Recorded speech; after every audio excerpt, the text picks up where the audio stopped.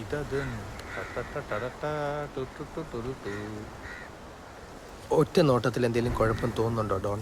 അല്ല bone Bosco. ഞാൻ നിങ്ങൾ എന്താ വിളിക്കണ്ടേ? എന്ത് വേണമെങ്കിലും വിളിച്ചാൽ മതി. തെറി വിളിച്ചോട്ടെ? മുഖത്തേക്കാണ്. ആ നോക്കടാ, സേതുരാമയ്യർ അതേ നടത്തല്ലേ. സാറേ, ഒരു ഡോൾഫിൻ ചത്തു വന്നിട്ടുണ്ട്. എടുത്ത് മുറിച്ച് ഫ്രൈ ആക്കിയിട്ട് സായിപ്പന്മാർക്ക് കൊടുക്കട്ടെ? ഒന്നും വേണ്ട, നീ ചെല്ല്. ഇതാരാ? ആരോട് ചോദിക്കുന്നത്? എന്നോട് ചോദിച്ചാൽ പോരെ? എൻ്റെ വായിൽ നാക്കിൽ കിടക്കുന്നത്. ആള് ഭയങ്കര സ്മാർട്ടാണല്ലോ. എന്താ പേര്? യേശു. ആദ്യമായിട്ടാ ഇത്രയും സുന്ദരനായ ഒരു യേശുവിനെ ഇത്ര അടുത്ത് കാണുന്നത്. ഈ ഉപ്പേറ്റടിച്ചിട്ടാണ് സാറേ. നല്ല പൂമ്പഴം പോലെ ഇരുന്ന ഞാൻ. ആ, ഇപ്പൊ പുഴുങ്ങിയ പഴം പോലെ. ഇതെന്താ? ഇത് ചിക്കൻ കബൂർ കഴിക്കണം സാറേ, കഴിക്കണ്ട. ഇതൊക്കെ എടുത്തുകൊണ്ട് വരുന്നതിന് മുമ്പ് കൈയൊക്കെ വാഷ് ചെയ്തിരുന്നു? പിന്നെ അതെന്താ അങ്ങനെ ചോദിച്ചു? ഇല്ല, ഞാൻ പറഞ്ഞ സത്യമല്ലേ, കൈ കഴുകിയില്ല. ശരിയാ ഡാ, അത് ഞാൻ പോണ വഴിക്ക് സ്വിമ്മിംഗ് പൂളിൽ കഴിയിട്ട് പോകുള്ളൂ. അതുപോലെ യേശു രാവിലെ അപ്പിട്ടിരുന്നു? പിന്നെ ഇട്ടു കുറച്ച്. ഇതാ ഞാൻ അപ്പിട്ടെന്ന് പറയാൻ വേണ്ടി നിങ്ങളുടെ പുറകെ വന്നിട്ടുണ്ടായോ? ഞാൻ ഇടാൻ നോക്കിയാൽ പോകണ്ടേ? അതങ്ങനെ ഇവിടുത്തെ പ്രശ്നമല്ലേ കഴിക്കുന്നത്? എങ്ങനെയും അല്ല, അവൻ കൈ കഴുകിയിട്ടുള്ള അപ്പിട്ടുള്ള നിങ്ങൾക്ക് തന്നെ മനസ്സിലായി ജോണേട്ടാ? അതൊക്കെ മനസ്സിലാവും. അതെങ്ങനെ മനസ്സിലാവും? ചുമ്മാ ബ്ലഫ് ചെയ്തല്ലോ. അതൊരാളുടെ ബോഡി ലാംഗ്വേജ് കൊണ്ടാ മനസ്സിലാവില്ലേ? ബോഡി ലാംഗ്വേജ് കൊണ്ട് എങ്ങനെ മനസ്സിലാവും? അയാൾ കള്ളം പറഞ്ഞപ്പോൾ കൈ പുറകിലേക്ക് പോയത് ശ്രദ്ധിച്ചില്ലേ? ആ, അത്രേ ഉള്ളൂ. എന്നാലും കൈ പോയി എന്ന് വെച്ച് ഞാൻ കഴിഞ്ഞ 5-6 വർഷമായിട്ട് മൈക്രോ എക്സ്പ്രഷനാണ് പഠിച്ചുകൊണ്ടിരിക്കുന്നത്.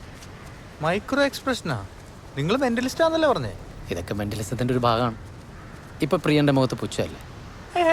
ക്യൂരിയോസിറ്റിയാ? അല്ല, പുച്ഛം. എവിടെ? ഞങ്ങൾക്ക് കാണുന്നില്ലല്ലോ. ആ, എനിക്ക് കാണും. എങ്ങനെ? അത് ഈ എന്താ പറയുക, പ്രസൻസ് ഓഫ് മൈൻഡ്, ഒബ്സർവേഷൻ, അത്രേ ഉള്ളൂ. ഓഹോ, അങ്ങനെയാണെങ്കിൽ പിന്നെ നമ്മൾ കയറി വന്നപ്പോൾ എത്ര സ്റ്റെപ്പ് ഉണ്ടായിരുന്നു പറയാൻ പറ്റുമോ? ഇല്ലല്ലോ. 15. ഇവിടെ എത്ര റൂംസ് ഉണ്ട്? 12. അല്ല, അപ്പൊ ഇപ്പഴും പഠിച്ചുകൊണ്ടിരിക്കുകയാണല്ലേ? ഞാനും അതെ. ഇതാ പഠിപ്പല്ല, നിന്റെ പഠിപ്പ് വേറെ അല്ലേ? എന്ത്? സ്കൈപ്പിൽ വരും ഷിബുക്കുട്ടൻ. മൂവ് ബാക്ക് പറയും എന്താ സംഭവം? അത് സ്കൈപ്പിൽ ഞാനൊരു ഓൺലൈൻ കോഴ്സ് ചെയ്തിരുന്നത്. പറയട്ടെ. ഡെന്നിയുടെ സെറ്റപ്പ് ആണല്ലേ? നിന്റെ കൈ പുറകിലേക്ക് പോയില്ല. ചെരുപ്പിടാലോ അല്ലേ? ഓക്കെ. ഇവിടെ ഇരുന്നപ്പോഴാ അന്ന് അവളെ മൊബൈലിൽ ഫോട്ടോ എടുത്തപ്പോൾ കാണാതായത്. എവിടെ ഇരുന്നപ്പോൾ? ഇവിടെ ഇങ്ങനെ ഹാഫ് ചന്തിയിൽ. നിങ്ങളെല്ലാവരും ഉണ്ടായിരുന്നു? ഇല്ല, അവൻ മാത്രമേ ഉണ്ടായിരുന്നുള്ളൂ. ഓ, എൻ്റെ ഫ്രണ്ടാ. Spanish fly. ഒന്നും നടന്നില്ലായിരുന്നു. ഇതിൽ നിന്നാ അന്ന് രാത്രി നോക്ക് വന്നു. ആ, ഓക്കെ. ഷിബു ഒറ്റയ്ക്കായിരുന്നു? ആ, എന്ത് ചെയ്യായിരുന്നു? പറയ്. അല്ല, സ്കൈപ്പില്. ഓ, അതാണ് ഓൺലൈൻ കോഴ്സ്. എല്ലാവരും മിടുക്കന്മാരാണല്ലോ. ഞാൻ ഡീസൻ്റ് ആണ്. ആ, അല്ല, ഞാൻ ഡീസൻ്റ് ആണ്. ഓ, ഇവിടെ വെച്ചാണ് പ്രേതം ഞങ്ങളുടെ ഫോട്ടോ എടുത്തത്. അത് ശരി. കിട്ടാത്തോണ്ടല്ലോടാ നാളെ നീ ഡീസൻ്റ് ആണെന്ന് പറഞ്ഞു. ഫോട്ടോഗ്രാഫർ പ്രേതം.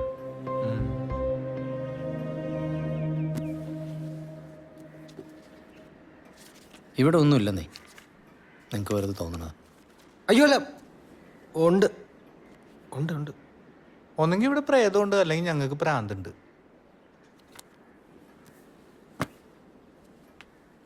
നോക്കട്ടെ മൊബൈൽ.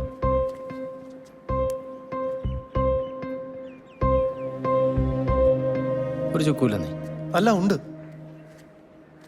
അങ്ങനെയാണെങ്കിൽ ഞാൻ ഇന്നലെ പറഞ്ഞതുപോലെ ആള് വല്ലതും പുറത്തേക്ക് പോയിട്ടുണ്ടാവും. വെയിറ്റ് ചെയ്യാം. അറിവുണ്ട് കണ്ടത്.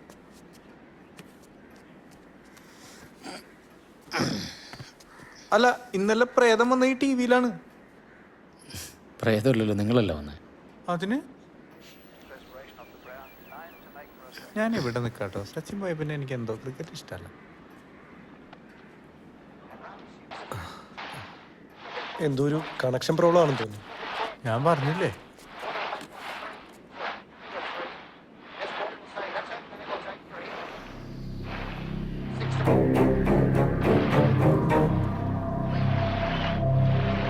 വെയിറ്റ്.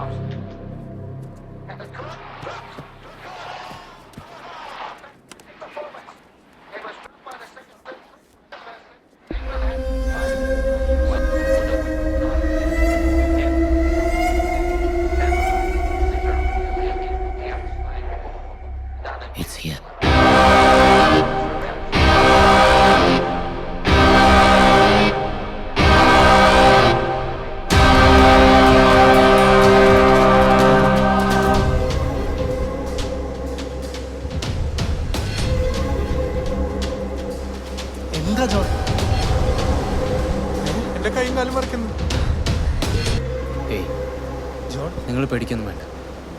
ഞാൻ പറഞ്ഞില്ലേ, നിങ്ങളൊന്നും ചെയ്യാനുള്ള ശക്തി അതിനില്ല. ജോൺ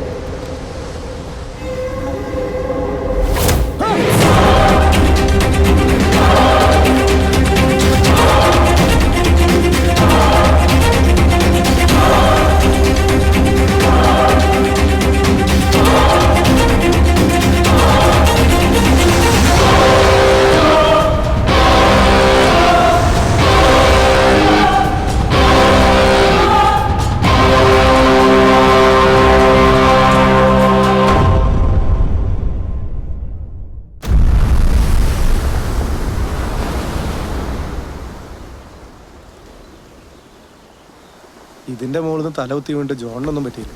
പനി പിടിച്ച നിനക്ക് ഇങ്ങനെ എങ്ങനെയാടാ നീ ഇത് കുടിക്കുക?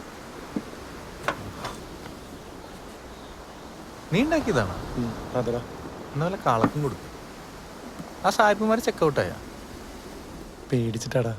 ഇന്നലെ ഇവിടെ മൊത്തം സീനായല്ലോ. സാരല്ലടാ, എല്ലാം ശരിയാവും. ഇനി എന്ത് ശരിയാവാനാണ്? കിട്ടി, കംപ്ലീറ്റും കിട്ടി. എന്ത്?